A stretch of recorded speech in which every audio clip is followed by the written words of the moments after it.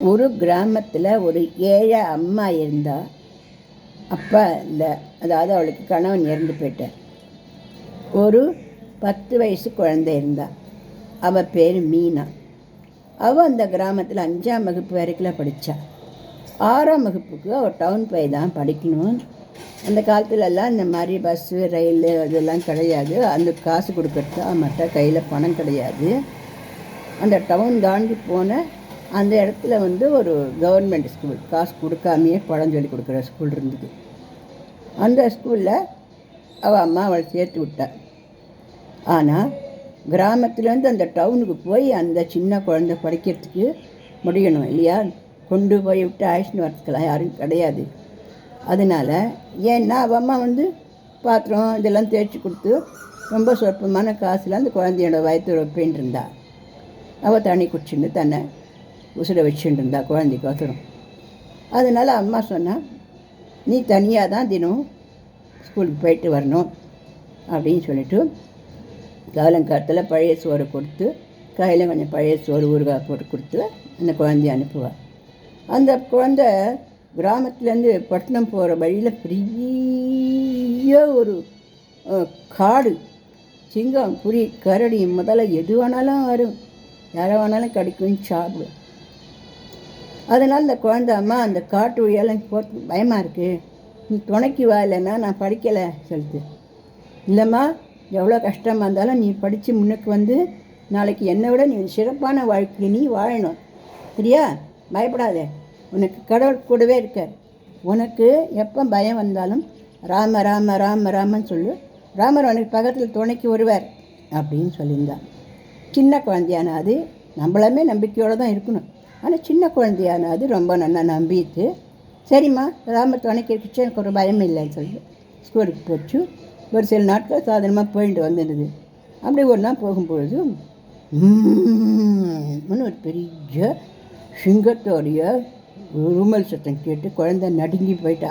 உடனே அம்மா சொன்ன மாதிரியே ராம ராம ராம ராம ராம ராம ராம ராம ராம ராம அப்படின்னு சொல்லிட்டு நடந்து போயிட்டே இருக்கா. ராமா, நீ ஏன் வரல? என்னை ஏதாவது பயமுறுத்தினா நீ காட்டில் வருவேன்னு சொல்லியிருந்தாளே எங்கள் அம்மா, ஏன் வரல கேட்டா. ராமர் அவளுடைய மனசில் தோணி, நீ நடந்து போயிட்டேருமா, நான் கூட தான் வந்துட்டுருக்கேன் அப்படின்னு சொல்கிற மாதிரி தோணித்து. சரின்னு ராம ராம ராம ராம ராம ராம ஃபாஸ்ட்டாக அந்த குழந்தை பேக்கையும் எடுத்துன்னு வேகமாக நடக்க ஆரம்பித்தான். அங்கே எதிர ஒரு குளம், பெரிய குளம். அதுலேருந்து ஒரு முதல்ல வான்னு வாயை திறந்துன்னு இந்த குழந்தைய தூக்கி கிட்ட வந்தது. அவ்வளோதான், இதுக்கு மேலே குழந்தையால் அந்த பயத்தை நீக்கிக்கவே முடியல. ராமா ராமா, நீ வருவேன்னு எங்கள் அம்மா சொன்னாலே, எங்கள் அம்மா சொன்னது தப்பா அல்லது நீ வரமாட்டேன்றது தான் நிஜமா? நீ வருவேன்னு தானே நான் நினச்சிட்டு இருக்கேன். பார்த்தா பின்னாடி சிங்கம் வந்துட்டுருக்கு, முன்னாடி முதல்ல வந்துட்டுருக்கு. நான் என்ன பண்ணுவேன்? என்னை ஏதாவது ஒன்று சாப்பிட்றாதா? சாயங்காலம் எங்கள் அம்மா என்னை தேடுவாளே, எங்கள் அம்மா நான் எப்படி பார்ப்பேன்? நான் அப்படி படித்து எங்கள் அம்மாவை காப்பாற்றுவேன், நீ தான் காப்பாற்றணும் அப்படின்னு அழுதா. அப்போ மறுபடியும் மனசில் தோணி ராமர் சொன்னேர், நான் அவன் கூட தான் இருக்கேன், நீ எந்த கவலையும் படாமல் நடந்து போயிட்டேரு அப்படின்னு சொன்னான். நடக்கக்கூட முடியலையே, காலெலாம் நடுங்கதே. பரவாயில்ல, மெதுவாக நடந்து போயிட்டேரு. சரி, அந்த குழந்தை மெதுவாக நடந்து போயிட்டே இருந்தா. இங்கேருந்து பாஞ்சு வந்த சிங்கம் இந்த முதலையை பார்த்துது. ஆய், இந்த மீனை நான் சாப்பிட போகிறேன் அப்படின்ட்டு. நான் முதல்ல பார்த்தேன் என்ன அப்படின்ட்டு அந்த சிங்கம் முதல்ல சொல்லிட்டு, இந்த பாரு, நீ பார்த்தா சாப்பிட்ருக்கணும், உனக்கு ஓடி வரத்துக்கு தெரியல. நானும் இதோ இந்த கிட்டக்கவே இருக்கேன், வாயை திறந்தால் வாய்க்கு நேரம் இதோ மீனாவை முழுங்கிடலாம்.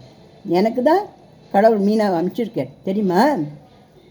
ஒன்றை மாதிரி எனக்கு கொடூரமான விலங்குகளுக்கெல்லாம் எப்படி உணவெல்லாம் கிடைக்கும் சொல்லிட்டு, நீ தான் கொடூரமான விலங்கு சொல்லிட்டு ரெண்டும் சண்டை போட்டுது. அப்படியே முதல்ல என்ன பண்ணிட்டு சிங்கத்தோட தலையை பிடிச்சி கடிச்சிது. சிங்கம் சும்மா இருக்குமா? முதலையோட பல்லை போட்டு பிடிங்கிட்டு அது வாழை போட்டு கடிச்சிது. அது ரெண்டும் நல்லா சண்டை போட்டு ரெண்டும் இறந்து போய் அவக்குன்னு கீழே வந்துட்டு. மீனை கொஞ்சம் தூரம் போயிட்டு திரும்பி பார்த்தா முதலையும் இறந்து போயிடுத்து, சிங்கமும் இறந்து போயிடுத்து.